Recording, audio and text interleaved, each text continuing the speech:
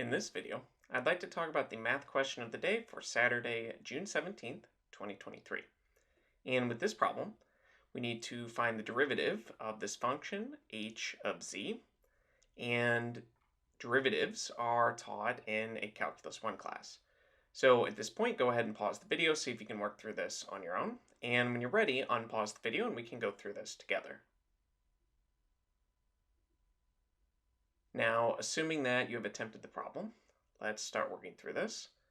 And notice with this example problem that we have a product of two different polynomials. We have a quadratic or second degree polynomial here, and a third degree polynomial or a cubic here, and these are multiplied. Now, one strategy is that we could multiply all this out using distribution, combine like terms, and then use the power rule for derivatives.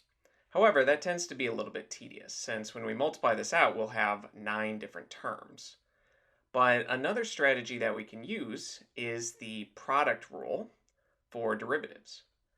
For instance, if we have two functions, let's say f of x, and we're multiplying it by g of x, and we want to find the derivative of this product, the product rule, which I will not prove here, states that this derivative is equal to the derivative of the first function multiplied by the second function plus the derivative of the second function multiplied by the first function.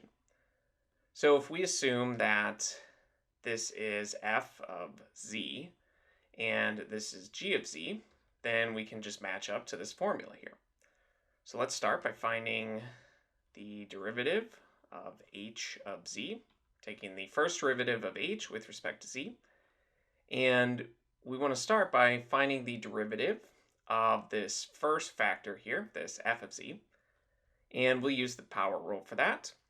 We know that the derivative of a constant is just 0. The rate of change of a constant is 0. Constants don't change.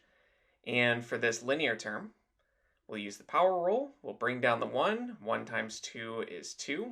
And then we subtract the exponent by 1, so that we have z to the 0, which is just 1. So 2 times 1 is 2. Then we add the derivative of this quadratic term. We bring the 2 down in front. 3 times 2 is 6. And we subtract 1 from the exponent. So the derivative of 3z squared is just 6z. Now we multiply all of that by our second function, which is 5z plus 8z squared minus z to the third power. And we will add the derivative of this second function, this g of z. We'll just use that power rule again. We have 5z to the first. We bring the 1 down. 5 times 1 is 5, and we would have z to the 0 power, which is just 1. Then for this next term, we bring the 2 down. We have 16 multiplied by z to the first power now, since we subtract the exponent by 1. And for this last term, this cubic, we bring the 3 down in front and subtract the exponent by 1. And then we need to multiply all of this, I will put it down here, I'm running out of room, by the first function, 1 plus 2z plus 3z squared.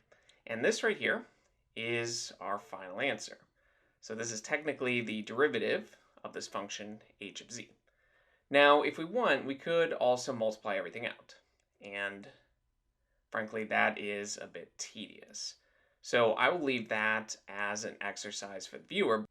But one possible benefit of multiplying all this out is that it will be simpler to take the second derivative.